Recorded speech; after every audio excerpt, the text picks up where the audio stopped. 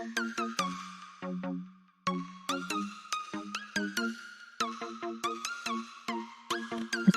dan salam sejahtera semua. Seperti yang saudara-saudari lihat pada awal video tadi yang bertajuk Sains dan Islam. Jadi semestinya video ini akan menerangkan berkenaan ilmu sains dengan agama Islam itu sendiri. Baiklah, apabila kita sebut sains, mesti dalam pemikiran kita bahawa ia adalah sesuatu yang merangkumi teknologi, alam semesta, kedoktoran, kimia dan sebagainya. Tapi, adakah kita tahu dari mana asal-usul sains ini? Sains ini sebenarnya berasal daripada bahasa Latin, iaitu scientia, yang kemudian ditukar kepada bahasa Inggeris, iaitu science. Kedua-dua perkataan ini mempunyai maksud yang sama, iaitu knowledge, dan istilah Arab ialah ilmu, yakni bermaksud pengetahuan. Baiklah, ringkasnya, asal-usul sains ini daripada bahasa Latin, dan sains bertujuan untuk membuktikan sesuatu dengan cara yang betul, iaitu yang disebut pada zaman sekarang ini adalah eksperimen. Untuk makluman saudara-saudara sekalian, sains mempunyai permulaan yang berlaku sejak zaman manusia purba, seperti petikan api menggunakan batu. Akan tetapi, yang saya ingin fokuskan adalah perkembangan sains pada zaman praklasik, iaitu sekitar 3500 sebelum Masehi.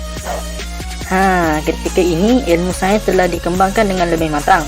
Zaman praklasik yang mana terdiri daripada tamadun Mesopotamia, tamadun Indus, tamadun Mesir purba dan tamadun Huang He dalam menunjukkan sifat manusia yang ingin tahu dan tidak pernah puas. Sifat itu telah menjadikan ilmu sains mampu memberi kesan yang positif kepada manusia, sebagai contoh dalam pencampuran bahan untuk membuat ubat-ubatan sebagai penawar bagi wabak penyakit. Dari situ kita telah lihat ilmu sains yang berbentuk sebagai ilmu kimia. Perkembangan sains diteruskan pada abad ke-6 sebelum Masehi sehingga abad ke-6 Masehi. Zaman ini disebut sebagai zaman klasik atau dikenali dengan zaman Yunani kuno. Tidak heranlah penggunaan sains ketika zaman ini kerana zaman ini juga merupakan perkembangan awal filsafat ilmu pengetahuan, yang mana mereka mempunyai sikap an inquiry attitude, bermaksud suatu sikap yang menerima sesuatu secara menyelidik, dan menolak sikap receptive attitude, bermaksud sikap menerima begitu sahaja. Senang kata, jika mereka inginkan sesuatu kebenaran, mereka akan melakukan uji kaji atau disebut sebagai eksperimen. Saudara-saudara sekalian, sains diteruskan lagi pada zaman keemasan Islam, iaitu zaman pertengahan. Ada juga yang menyebut sebagai zaman kejatuhan Eropah atau zaman gelap. Zaman yang dimulai pada abad ke-6 ini telah memberi banyak pengaruh yang besar kepada seluruh dunia, sehingga kota Baghdad ketika itu menjadi pusat kegiatan ilmu pengetahuan. Yang lagi hebat, ulama ketika itu telah menunjukkan agama Islam bukan agama yang ketinggalan. Malah, segala ilmu dalam Al-Quran telah wujud ilmu sains dalamnya. Sekitar abad ke-14, Empayar Islam telah tumbang. Dan zaman kebangkitan Eropah pula. Zaman ini disebut dengan zaman Renaissance, sekitar abad ke-14 hingga abad ke-17. Bezanya zaman Renaissance dengan zaman pertengahan adalah tokoh ilmuwan pada zaman pertengahan telah menggabungkan agama dengan sains. Tetapi tokoh ilmuwan pada zaman Renaissance, kebanyakan daripada mereka telah mengasingkan agama dengan sains, sehingga kan dikatakan ketika itu ahli sains dianggap sebagai ahli sihir, dan kemudiannya mereka diseksa dan dibakar secara hidup-hidup. Selepas berakhirnya zaman Renaissance, perkembangan ilmu sains menjadi lebih luas dan lebih terperinci pada sekitar abad ke-17 hingga abad ke-20, iaitu pada zaman moden. Sains telah menjadi keharusan pembelajaran di setiap institusi pendidikan di dunia, khususnya di Eropah. Ketika inilah wujudnya pelbagai teori sains yang masuk akal dan diterima sepenuhnya oleh masyarakat. Jika saudara-saudari kenal Isaac Newton, mungkin saudara-saudari sudah tahu akan teori yang berkenaan dengan hukum graviti. Begitu juga dengan seorang saintis yang terkenal iaitu Albert Einstein, yang telah menemui teori kerelatifan dan memberi sumbangan kepada mekanik kuantum, statistik dan kosmologi. Saudara-saudara sekalian, kita sudah tahu berkenaan dengan bagaimana sains itu berkembang. Jadi, macam mana pula dengan kaitannya sains dengan Islam ini? Sebenarnya, kaitan sains dan Islam ini sangat banyak. Tetapi, sikap umatnya yang kurang mengkaji menjadikan mereka tidak tahu hubungan antara sains dan Islam itu. Seperti kandungan Al-Quran, yang mana tanpa kita sedar sebahagian besar ayatnya telah menceritakan alam ini secara saintifik. Oleh itu, dalam video ini saya akan mengkongsikan ayat-ayat Al-Quran yang ada hubungannya dengan sains. Pertama, garis edar tata surya. Apa itu garis edar tata surya? Garis edar tata surya ini merupakan sebahagian dari alam semesta yang sangat luas. Bumi yang kita pijak hanya salah satu planet yang ada di atas tata surya. Selain matahari, semua planet dan satelit dalam sistem gravitasi matahari bergerak sesuai garis edar yang telah ditetapkan. Sebelum ditemui saintis berkenaan fakta ini, dalam Al-Quran telah disebutkan terlebih dahulu dalam surah Al-Anbiya ayat 33 yang berbunyi, وهو الذي خلق الليل والنهار والشمس والقمر كل في فلك يسبحون. maksudnya, dan dialah Tuhan yang telah menciptakan malam dan siang, matahari dan bulan. Kedua-duanya itu beredar dalam garis edarnya masing-masing. Kedua, proses terjadinya hujan. Saya yakin bahawa saudara-saudari sudah mengetahui bagaimana proses terjadinya hujan di muka bumi kita ini. Hal ini disebabkan kita sudah belajar sejak bersekolah rendah dahulu. Tapi saudara-saudari tahu tak proses kejadian hujan ini sudah dinukilkan di dalam Al-Quran sejak 1400 tahun dahulu. Fakta tersebut terdapat dalam surah Ar-Rum ayat 48 yang berbunyi, الله الذي يرسل الرياح فتثير سحابا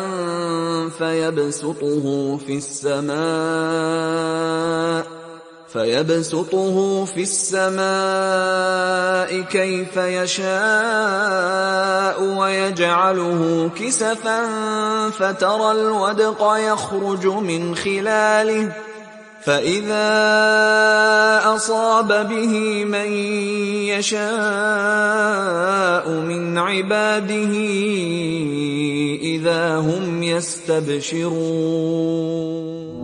Maksudnya, Allah lah yang mengirimkan angin, lalu angin itu menggerakkan awan, dan Allah membentangkannya di langit menurut yang dia kehendaki dan menjadikannya bergumpal-gumpal.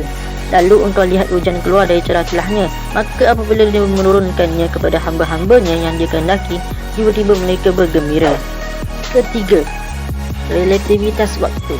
Dalam surah Sajadah ayat yang kelima berbunyi, يدبر الأمر من السماء إلى الأرض ثم يعرج إليه في يوم كان مقداره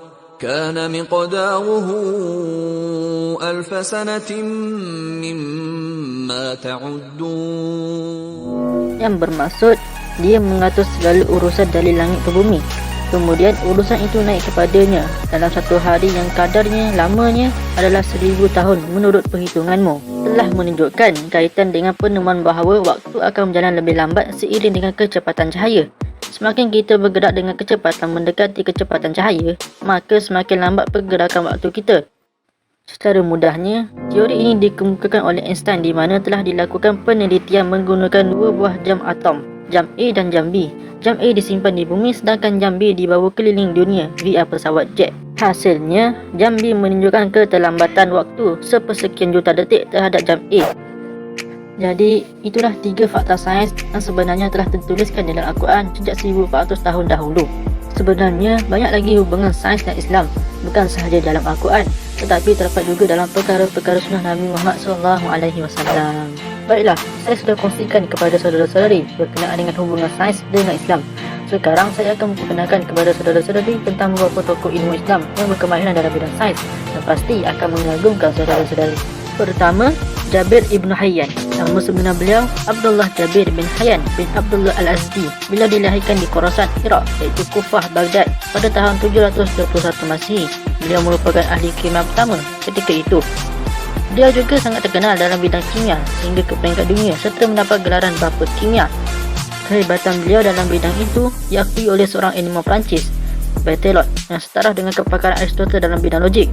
Jabir atau di barat dikenali dengan Gabir telah menulis beberapa kitab berkenaan dengan kimia, antaranya Kitab Al-Kimia, The Book of the Composition of Alchemy, Kitab Al-Sab'in, Kitab Al-Tajmi', Kitab Al-Zilat Al-Syarqi dan 18 kitab yang lain. Beliau meninggal dunia pada 815 Masihi ketika menjalani hukuman tahanan rumah di Kufah. Kedua, Ibnu Firnas. Nama sebenar beliau adalah Abu Bakar Al-Qasim Abbas Ibnu Firnas Ibnu Wirtus. Ibnu Firnas merupakan orang pertama yang berjaya terbang di langit. Beliau mendapat ilham untuk terbang adalah daripada ayat Al-Quran dalam surah Al-Mulk ayat 19 yang bermaksud, tidakkah mereka memperhatikan burung-burung yang mengembangkan dan mengucupkan sayapnya di atas mereka? Tidak ada yang menahannya di udara selain yang maha pengasih, sesungguhnya dia maha melihat segala sesuatu. Beliau berjaya untuk terbang tetapi gagal untuk mendarat sehingga mengakibatkan kecederaan berat kepada beliau. Namun, beliau tidak berputus asa dan mencari kesilapannya. Kemudian, didapati bahawa beliau terlepas pandang terhadap ekor burung yang berfungsi untuk mengawal kelajuan dan pendaratan burung. Teori ini disebut dengan teori ornitopoter yang digunakan sehingga kini. Ketiga, Ibnu Haytham. Kalau di barat, beliau dikenali dengan Al-Hazan. Nama lengkap beliau ialah Abu Ali Muhammad Al-Hasan Ibn Al-Haytham. Beliau dilahirkan pada tahun 965 Masihi di Basrah. Ibn Haytham merupakan tokoh saintis Islam dalam bidang optik. Siapa sangka dengan kemahiran beliau dalam penyelidikan cahaya ini telah memberi ilham kepada saintis barat seperti Vogel, Bacon dan Kepler dalam menciptakan mikroskop dan teleskop. Dengan ini, beliau telah diakui oleh saintis seluruh dunia dengan gelaran bapa optik moden. Beliau meninggal dunia pada tahun 1039 Masihi ketika umurnya 74 tahun di Kairo. Jadi, saudara-saudari semua, itu sudah nampak jelas bahawa Islam itu sama sekali tidak pernah menghasilkan ilmu sains dengan kehidupan kita, malah menggalakkan lagi supaya umatnya menyelidik dan mengkaji kehebatan ciptaan Allah SWT di dunia ini sebagaimana yang telah dilakukan tokoh-tokoh sains Islam pada abad sebelumnya.